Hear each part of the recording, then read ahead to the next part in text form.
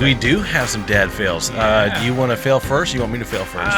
Let's let you fail first. You want me to fail first? Yeah, I'm happy to fail first. All right, so my 2-year-old is struggling to keep his diaper on. Like, he's in that potty training phase where he'll tell you, hey, I gotta go.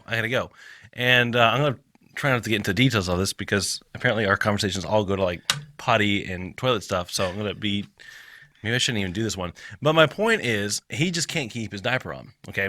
You're going to do it anyway, though. I'm going to go there anyway.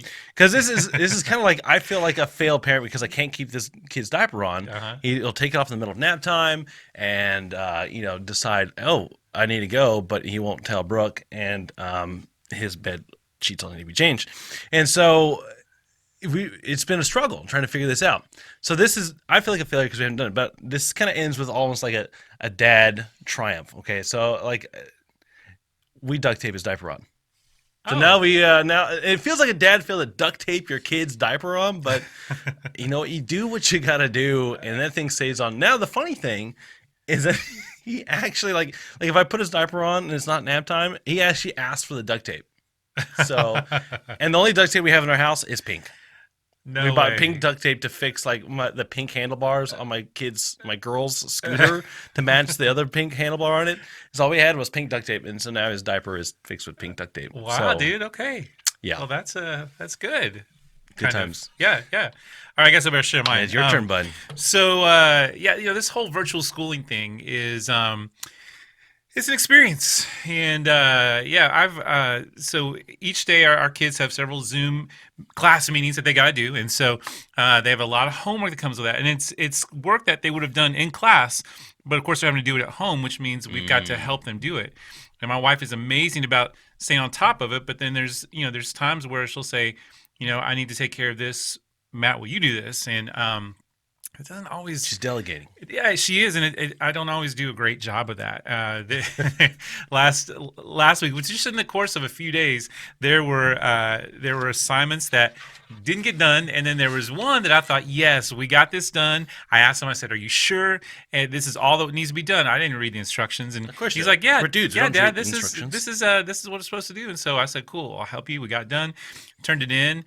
And the next day, I found out that he did not get a good grade because he didn't do all that he was supposed to do, because Dad didn't help check to make sure that he did all that he could do. And then, so anyway, did you fix it with duct tape?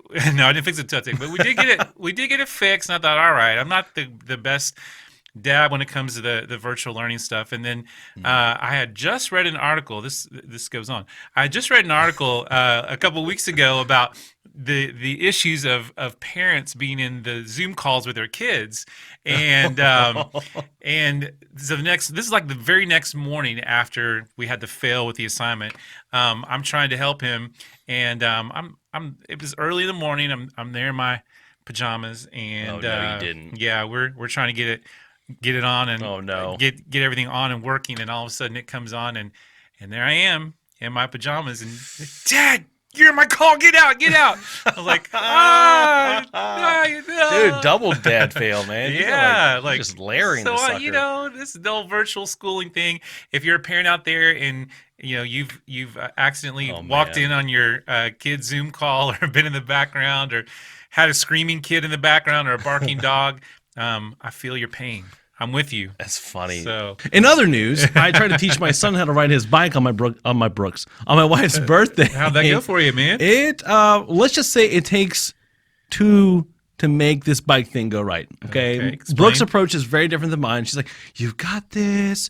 You can do this. I won't let you go." And she really won't actually let him go. Whereas I'm like, "You got pedal, go, beat your sister. Let's get competitive. You got this. You could do this. You're doing awesome. You're going. Let's do this. Go. And then I let go. And then he crashes, and then he freaks out. It's like, "I want mommy." Of course he wants mom. So he gets mom for a little while, and then it's back to pedal. Well, why would he want you? You're the one that made him fall and caused him to be hurt. He didn't get hurt. We put knee pads on this kid. He falls on grass. He's good. In fact, by the third try I let go, he stopped himself and didn't fall. And he was still freaking out. I said, "Hey, bud, are you hurt?" He's like, "No." "No." "Did you fall over?" "No." "Well, you're all good then. Hey, you get 2.3 seconds.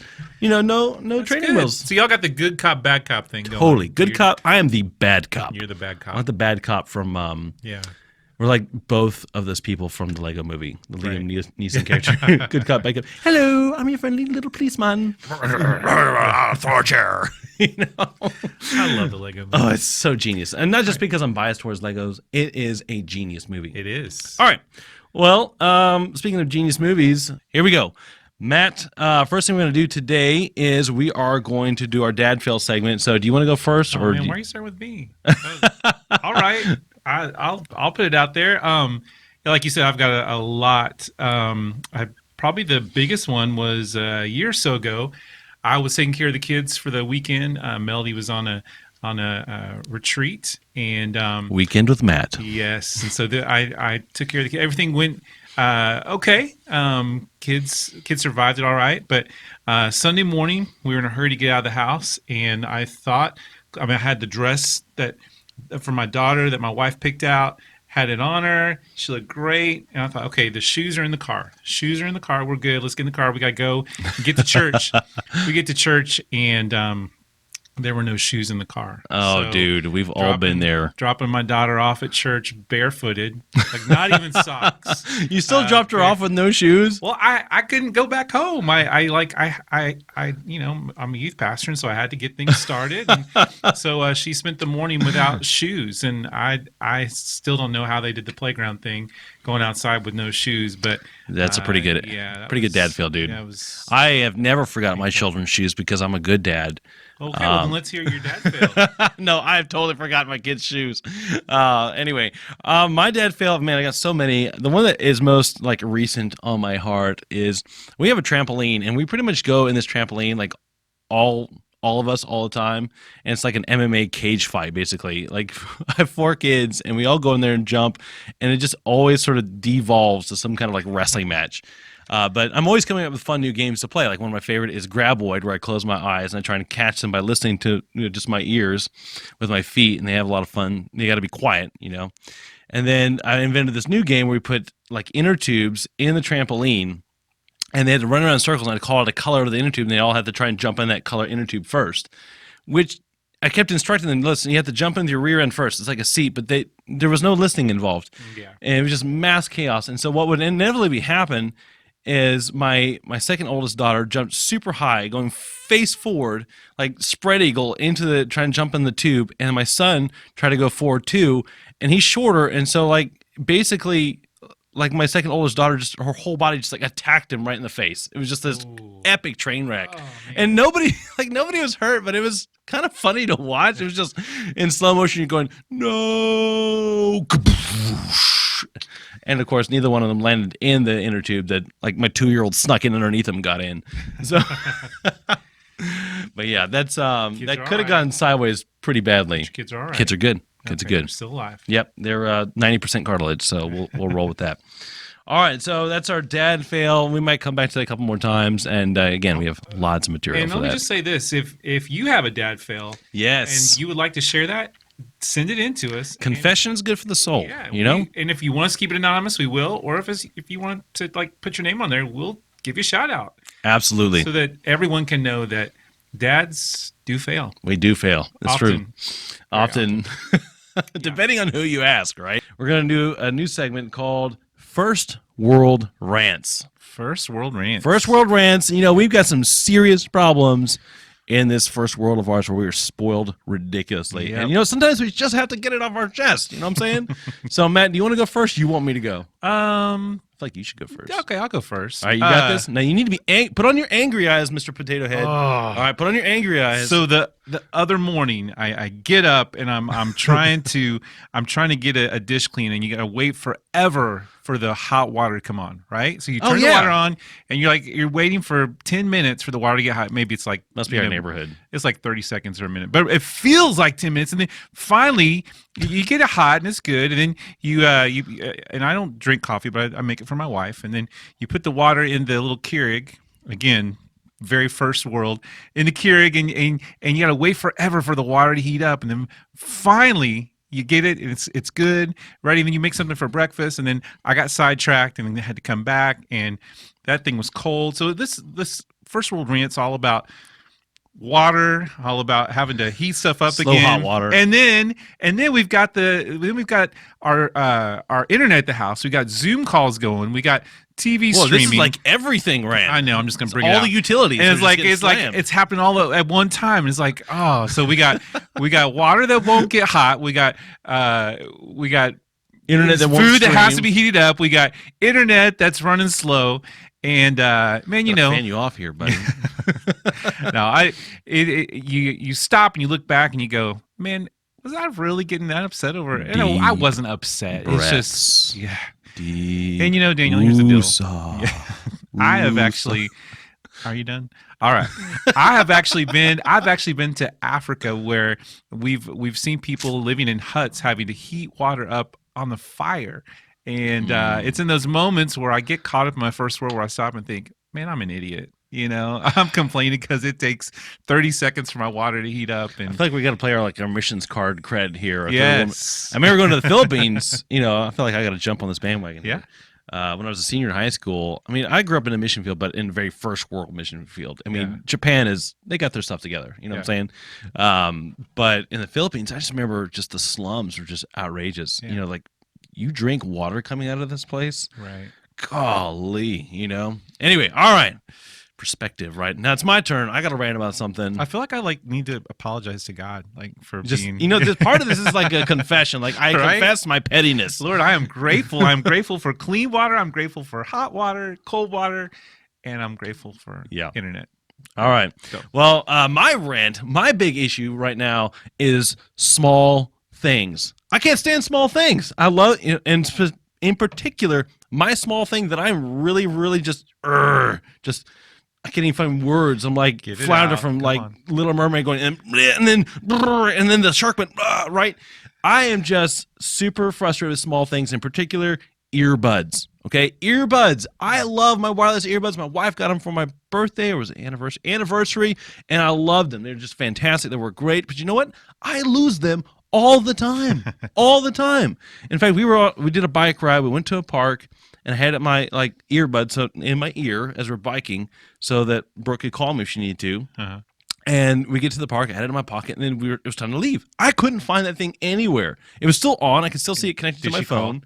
We called it, but of course you can't hear it because it's so little. So we just scoured the park, looking through all the grounds, trying to find this thing. Couldn't find it, and eventually, the pocket in my backpack that I checked at least 3 times, I found it in there after like an hour of looking. I was just so frustrated, and now. You know, I've lost it again. Like, it was in my pocket. I have no idea where it was. I don't know if it's in our playroom or in our house, or if like one of the kids swallowed it and it ended up in a diaper. I don't know. It's so small, it could have just passed right through the digestive tract. It would have no idea. I am just, you know what? And here's my issue. If you're going to make something small and super handy, you should make it to where you can find it. Find it if it gets lost. Like, there's no app that comes with these things where you go, okay, where's my stinking earbud? I lost it again. Like, could it make like a loud beep? Oh, there it is. Like, if it could make a loud beep or something just by turning out, if it's connected, then you can find it again. Wow. Yeah. So now I'm like constrained to using my wired earbuds. Still wires. Okay. I mean, All wires. Right. I'm still going on this. Wires. I don't like, when you're doing dishes and whatnot, and you're trying to like put the dishes in the dishwasher, and the wire from your headphones keeps getting tangled or ripped out of your ear because your elbow hits it or something and pulls on it. And I lost the little spongy silicone off of one of my earbuds. Again, like my kids like to peel them off. They think it's hilarious, but it just came off and I couldn't find it, so I couldn't use my wired earbuds. But I did find it this morning. Actually, I found it yesterday morning. You know where it was? It was inside of our Roomba. So talk about first world problems. Like, yeah, my Roomba, my robot that cleans my house. And it was inside my Roomba. And I was like, yes, finally, these are my wired earbuds. But I still have not found my wireless earbud. Hey, man, the therapist said to talk about it, so just get it out. Deep breaths. Are you done? I'm good. All right. Okay, well, that's our show. We're done. Mic drop. No.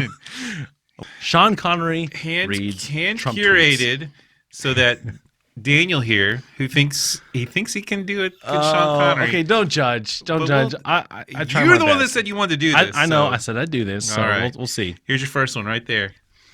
All right. Here we go. Do this. Sean Connery reads Trump tweets. Hold on, let me close my eyes and picture that I'm listening to James Bond. Besides, I'm going to hear my own impersonation on the headphones on this, and I'm going to go, you know what? This is not a good impersonation. You should quit. But hey, man, you wanted here to we do go. it. Let's do this. All All right. right, here we go. Last night, our country's brave warriors rescued an American hostage in Nigeria. Our nation salutes the courageous soldiers behind the daring nighttime rescue operation and celebrates the safe return of yet another American citizen. That's pretty good. Yeah? That's pretty good. No, that was Mel Gibson, Braveheart, right? No. I'm just kidding. That was good. That was a good Sean Connery. He's Australian. I don't try to do an Australian accent because there's too much nuance there. Yes. Like it easily slips into like a Welsh accent or British accent. He was Scottish in that movie, though, right? Scotland. Scotland. Yeah. Okay. Each of my island. How about this one? All right. Let's see what do we got next here. As Christians throughout the great country celebrate All Souls Day, let's remember those who went before us and built this great nation. May their legacy inspire us as we keep our nation what it has always been, blessed and great. That's pretty good. That's pretty good. All right. Let's see here. How far back in Trump's tweets did you scroll back for these? Like that's from the other day. This is from the other day? Yeah, like the day after Halloween. I didn't see that one. Yeah. Wow. All right. Done. Okay. How many more do you want? I don't know how much more people put up with. Let's do a couple more. We'll do a couple more. All right. There's that one. Okay. I thought you were going to throw some funny ones my way, but these are actually really good Trump tweets. This is I actually sat 5 seconds and thought about these or someone else wrote them Trump tweets. All right. Not the 5 o'clock in the morning Constitution's tweets. Well, you know what then? Having said that, I'm going to give you this one. Oh, okay. Here we go. All right. All right. I will soon be giving a first in television history, full, unedited preview of the vicious attempted takeout interview of me by Leslie Stahl of at 60 Minutes. Watch their constant interruptions and anger. Compare my full and flowing and magnificently brilliant answers to their cues. Absolutely. Full, flowing, and magnificently brilliant. All right. So humble. So humble. All right, I got two more for you. All right, bring it, bro. All right, this one right there. I'm having more fun in this than I can really convey to you right now. Hopefully y'all are having fun. I know, Maybe. right? All right, here we go. Okay. My hashtag American Dream Plan is a promise to Hispanic Americans to fuel a thriving economy, provide education, opportunity for all, preserve freedom, and support faith, family, and community. That's good. Well done. All right, and the last one's a doozy. Oh, boy. The last one is connected to the one you just read, except it's in Spanish. No, I cannot read Spanish. Well, let's hear it. Let's hear you try. This is going to be so insulting if I read this because I can't do Sean Connery reading a Spanish tweet. Come on, man. Oh, dude, why? Because I'm sure Trump actually typed all that out himself, right? No, he hit the Google Translate. It was like, I can't do it. I wish I had a good Trump impersonation voice. And then he had his aides check it, like the first Trump tweet ever, where his aides actually checked it before he put it out there. First ever. All right. Can you check my Spanish? That was your Trump impersonation. It's not good. I need to work on it. Huge. Okay. It could be huge tweet. Magnificent. All right, here we go. I don't know if I can do this.